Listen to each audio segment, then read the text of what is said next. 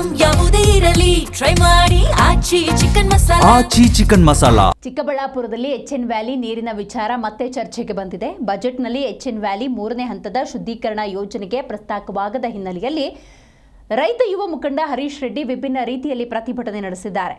ಹೌದು, ಕಂದವಾರ ಕೆರೆಯಿಂದ ನೀರನ್ನ ಬಾಟಲ್ಗಳಲ್ಲಿ ತುಂಬಿ ಸಿಎಂ ಡಿಸಿಎಂ ಹಾಗೆಯೇ ಉಸ್ತುವಾರಿ ಸಚಿವ ಡಾಕ್ಟರ್ ಎಂಸಿ ಸುಧಾಕರ್, ಶಾಸಕ ಪ್ರದೀಪ್ ಈಶ್ವರ್, ವಿಪಕ್ಷ ನಾಯಕ ಆರ್ ಅಶೋಕ್ ಹಾಗೆಯೇ ಜಿಲ್ಲಾಧಿಕಾರಿಗೆ ಕೊರಿಯರ್ ಮೂಲಕ ಕಳುಹಿಸಲಾಗಿದೆ. ಈ ಕಾರ್ಯಕ್ಕೆ ಜಿಲ್ಲೆಯ ಹಲವಾರು ರೈತರು ಸಹ ಸಾಥ್ ಕೊಟ್ಟಿದ್ದಾರೆ.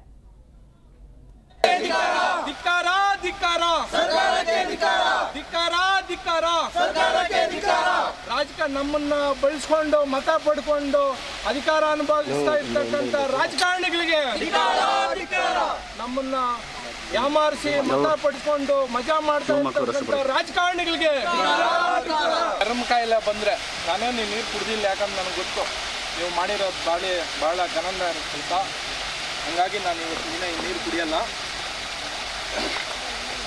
ನನಗೇನಾದರೂ ಆರೋಗ್ಯಕ್ಕೆ ಹಾನಿ ಆದರೆ ನೇರವಾಗಿ ಸರ್ಕಾರನೇ ಹೊಣೆ.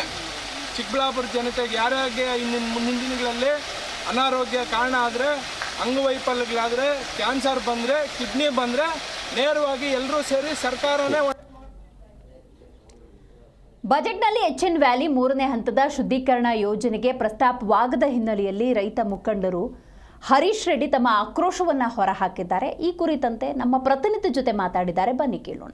ನಿನ್ನೆ ನಡೆದಂಥ ಏನು ಬಜೆಟ್, ದೊಡ್ಡ ಗಾತ್ರದ ಬಜೆಟ್ ಮಂಡಿಸಿದಂಥ ಸಿದ್ದರಾಮಯ್ಯನ ವಿರುದ್ಧ ಹಾಗೂ ಅವರ ಕಾಂಗ್ರೆಸ್ ಸರ್ಕಾರದ ವಿರುದ್ಧ ಇವತ್ತು ಉಗ್ರವಾದ ಹೋರಾಟವನ್ನು ಚಿಕ್ಕಬಳ್ಳಾಪುರದಲ್ಲಿ ಹಮ್ಮಿಕೊಂಡಿರೋಂಥದ್ದು. ಯಾಕಂತಂದರೆ ಎಚ್ಎನ್ ವ್ಯಾಲಿ ಏನು ನೀರು, ಕೊಳಚೆ ನೀರನ್ನು ಚಿಕ್ಕಬಳ್ಳಾಪುರ ಜನತೆ ಈ ಒಂದು ಚಿಕ್ಕಬಳ್ಳಾಪುರ ಜಿಲ್ಲೆ ಮತ್ತು ಜಿಲ್ಲೆಯಾದಂಥ ಎಲ್ಲ ಕೆರೆಗಳಿಗೂ ತುಂಬಿಸುವಂಥ ಕಾರ್ಯ ಆಗಿತ್ತು. ನೀವು ನೋಡ್ಬೋದು, ಇವತ್ತು ಚಿಕ್ಕಬಳ್ಳಾಪುರಕ್ಕೆ ಹೊಂದಿಕೊಳ್ಳುವಂಥ ಈ ಕೆರೆ ಏನಿದೆ, ಕಂದವಾರದ ಕೆರೆ, ಸುಮಾರು 450ಕ್ಕೂ ಹೆಕ್ಟೇರ್ ಮೇಲೆ ಇದೆ ಇದು.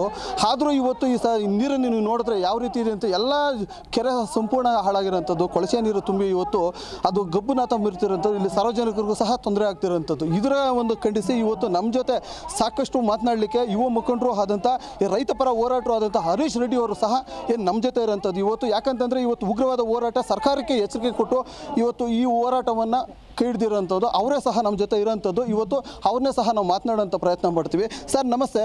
ಇವತ್ತು ಏನು ಈ ಸರ್ಕಾರಕ್ಕೆ ಎಚ್ಚರಿಕೆ ಕೊಟ್ಟು ಈ ಒಂದು ಹೋರಾಟ ನಂಬ್ಕೊಂಡಿದ್ದೀರಿ, ಯಾಕೆ, ಏನು ನಡೀತಾ ಇದೆ, ಯಾಕೆ ಚಿಕ್ಕಬಳ್ಳಾಪುರದ ಏನು ಅನ್ಯಾಯ ಆಗಿದೆ ಇವತ್ತು ಸಿದ್ದರಾಮಯ್ಯವ್ರ ಕಡೆಯಿಂದ, ಅವ್ರ ಸರ್ಕಾರದ ಕಡೆಯಿಂದ ನಿಮಗೆ?